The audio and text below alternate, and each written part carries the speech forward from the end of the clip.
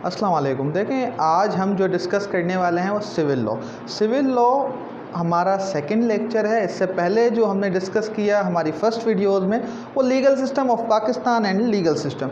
देखें, आज हम जो देखने वाले हैं वो देख रहे हैं सिविल लीगल सिस्टम।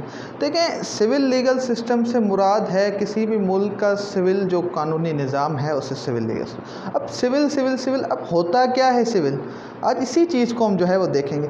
देखें, सिविल लॉ को हम जो है वो उर्दू में दीवानी कानून कहते हैं। ऐसा कानून जो किसी भी रियासत में रहने वाले लोगों के शहरी हकूक़ को तहफ़्फ़ुज़ दे उसे हम सिविल लॉ कहते हैं। जैसे किसी भी फैमिली का कोई इशू है, कोई प्रॉपर्टी का कोई इशू है, कोई डिवोर्स का कोई इशू है, या इस तरह की कोई हेरिटेंस का कोई इशू है, ये तमाम जितने भी इस तरह के इश्यूज़ हैं इन्हें हम सिविल लॉ के अंदर देखते हैं। अब बेसिकली सिविल लॉ के अगर डेफिनेशन को देखूं जो कि बुक में है तो वो ये कहती है कि civil law describe and protect the civil rights of citizens regarding inheritance, debate and property, contract, tort, इस तरह के, या transfer of property.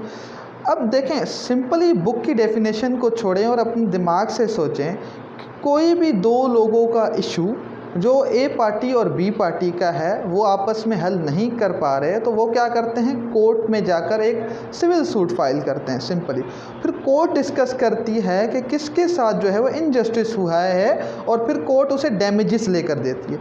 Civil cases के अंदर अमूमन डैमेजेस दिए जाते हैं और जो है उसके अंदर कोई सज़ा वगैरह नहीं दी जाती केसेस के मुताबिक। उसके अंदर जैसे कि एक पार्टी के साथ कोई नाइंसाफ़ी हुई है तो कोर्ट क्या करेगी, उसे इंसाफ फराहम करेगी, उसके साथ जो नुकसानात हुए हैं वो उसे लेकर देने की कोशिश करेगी या उसे लेकर देगी, यानी डैमेजेस देगी।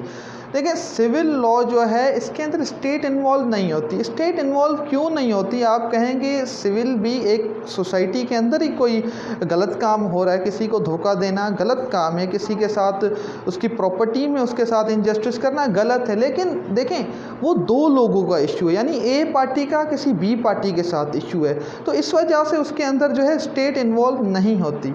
तो आपको स्टेट को इन्वॉल्व करना पड़ेगा खुद ही उसके अंदर। अगर आपके साथ कोई नाइंसाफ़ी हुई है तो आपने कोर्ट खुद जाना पड़ेगा और एक सिविल सूट फाइल करना पड़ेगा, फिर जो है फिर कोर्ट डिस्कस करेगी। देखिए, कोई भी चीज़ एग्जांपल्स के साथ समझ आती है, तो मैंने बेसिकली 3 एग्जांपल्स जो है वो सिलेक्ट की हैं इसको डिफ़ाइन करने के लिए।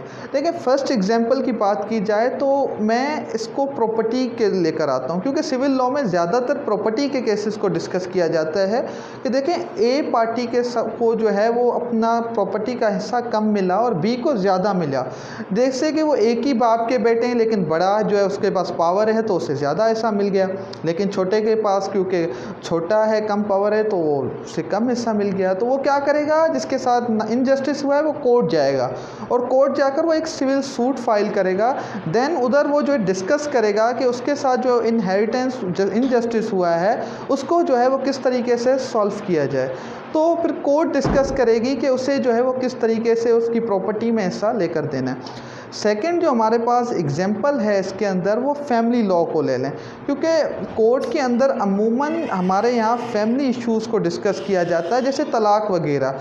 लेकिन तलाक एक औरत का खुला उसका बेसिकली हक है। अगर उसे हस्बैंड तलाक नहीं देता तो वो खुद खुला का रास्ता इख्तियार कर सकती है, उसका लीगल राइट है। लेकिन अगर बच्चों की कस्टडी की बात की जाए तो बच्चों की कस्टडी में ये होता है कि बाप भी पे भी हक होता है बच्चों का और माँ पर भी। तो वो क्या करते हैं, कोर्ट जाते हैं, फिर कोर्ट डिसाइड करता है कि बच्चों के फेवर में क्या चीज़ है, उसके बाद उसका जो है वो फैसला किया जाता है।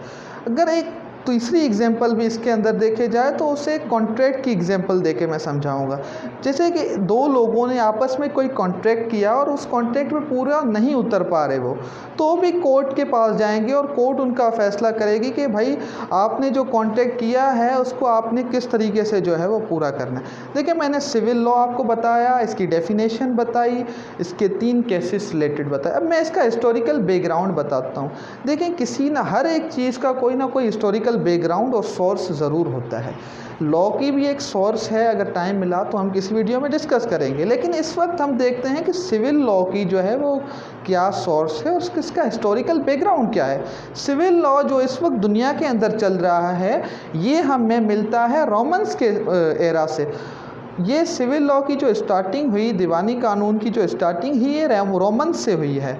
देखें, सिविल लॉ हमें मिलता है जूस सिविल से, यानी JUS का मतलब होता है जूस सिविल, यानी इसका मतलब है, जूस का मतलब होता है लॉ और सिविल का मतलब होता है सिविल।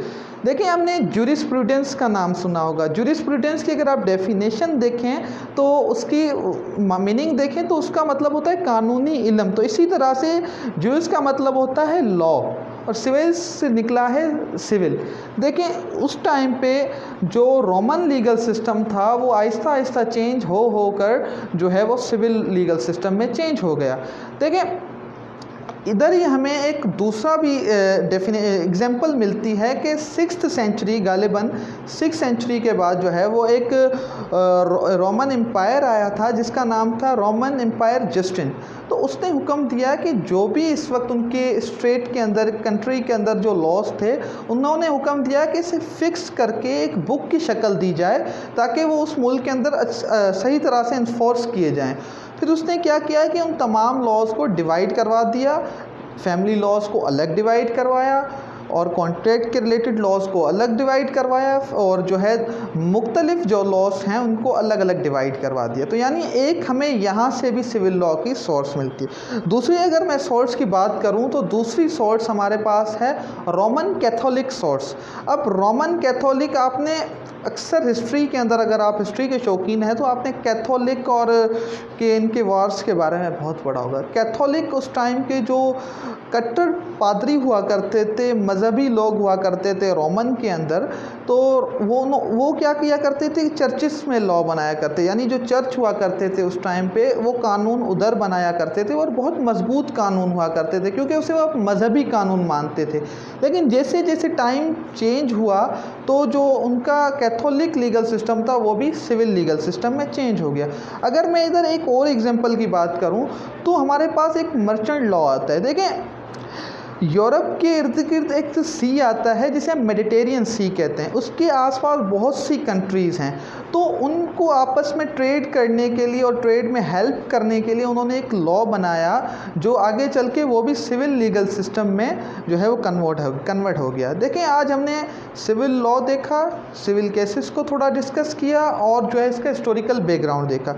इंशाल्लाह नेक्स्ट आने वाली वीडियोज़ के अंदर हम जो है वो religious legal system, common legal system और जो है दूसरी चीज़ों को डिस्कस करेंगे।